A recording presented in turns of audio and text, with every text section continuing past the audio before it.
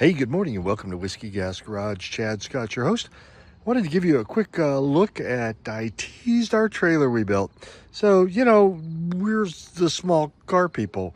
We do Yugos and Renault R5s and Triumph TR7s, and upcoming episode you might see a Fiero or you might see a Volkswagen Beetle. They're going to be small cars.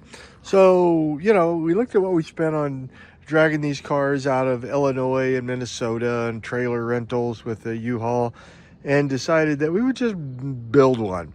So we were at the Pull Apart, which is like, where I go to church.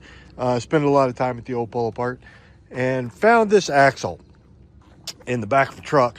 And it's just an old mobile home axle. It's an 814.5. Had a mobile home axle, had two springs attached to it, and found that. And asked the old feller, what's an axle going for these days out of the back of the truck? He said, $25 whole. And I said, sold. So we got the axle to start with, and then just added really a bunch of scrap steel that we got mostly from the same Pull Apart. So they have a big steel pile there that's got a bunch of junk on it.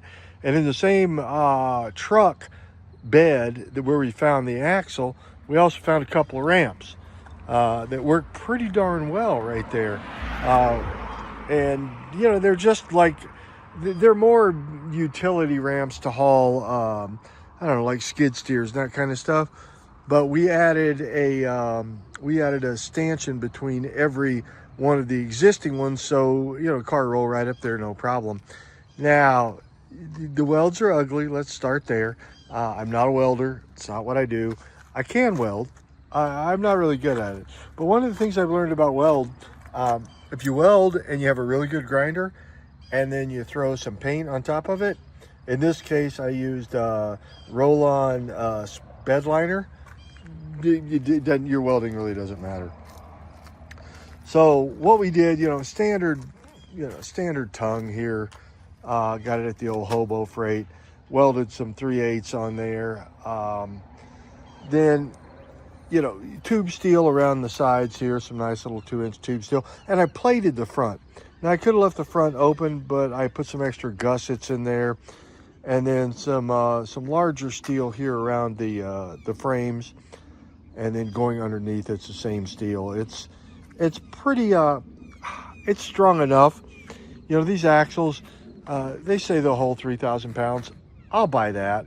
The tires that came on it were pretty good. I will have a little place for a spare there, though I'm still looking for a spare. Now, these are Hobo Freight. These are those quick release tracking that they put in trailers, and I really like it. I've used it before.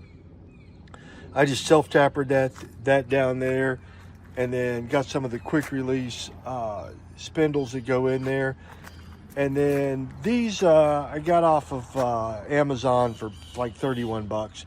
They've got hooks on both sides, a ratchet strap, and then they go over the tires. It says 14 to 17-inch tires. This is a 13-inch tire, works fine. I just moved the clasps up closer to where the little Hobo Freight jack is there. And again, so the ones you rent from U-Haul are typically, like 14 feet. They have 14 feet decks, which is great. That's plenty big. This car has a 97-inch wheelbase, I think, center to center. So this is a 10-foot deck. So I've got 120 inches from the front, where the front wheel touches the deck, till you fall off the deck. And then I reinforced the back of this with, some nice channel there, some nice C-channel. And then the front of of both of the ramps have C-channel, so it sits in there dead level. So it's just a nice smooth transition. And then put a couple of 2x10 by 10s in there, just to have some extra, a place to, number one, put my ramps on, but also if I want to use this for utility trailer. In fact, I've already hauled some hay for it. You can use it for that too. In the state of Colorado, you can get a homemade trailer license if you go through the proper bonding procedures on the trailer and get it inspected and that kind of stuff. Standard lights, LED stuff. Again, Hobo Freight. In this right now, I've got a little over $300. between the steel that I purchased, which is all, again, secondhand steel.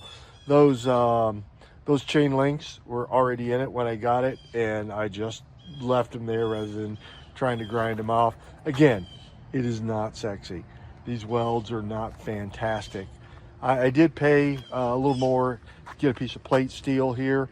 I plated the front. Again, I was going to put a basket, perhaps in the future a winch, and I still might do that, but I'm not 100% sure that there's room for one. The more that I look at it, you know, this is a little car, but remember, this is a mid-engine car, so the engine actually sits back here, sits behind the front wheels.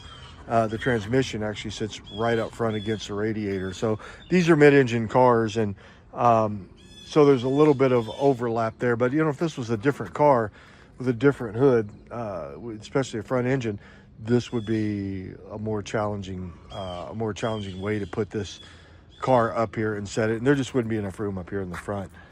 But yeah, I'm going to put a couple of safety chains in the back here, a couple more of these little tracks, these 1-foot tracks back here, and then I'll safety chain them to the axle.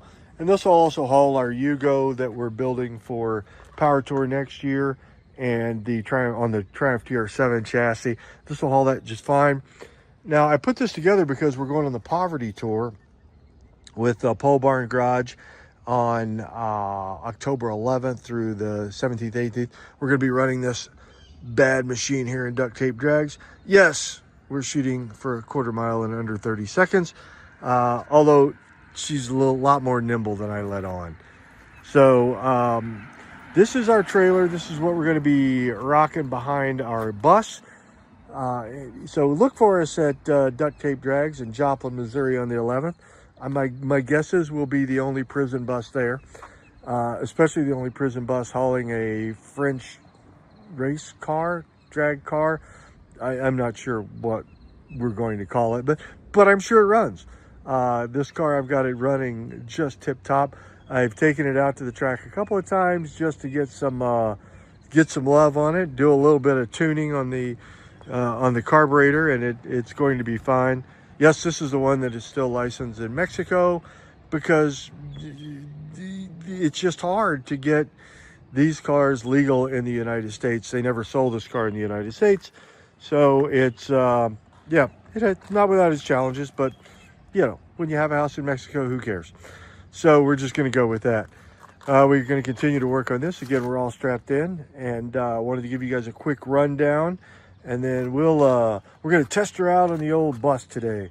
We're going to put her on the back of the bus and pull her around and see how she does. She does great behind the Excursion. We had her up to 80 miles an hour.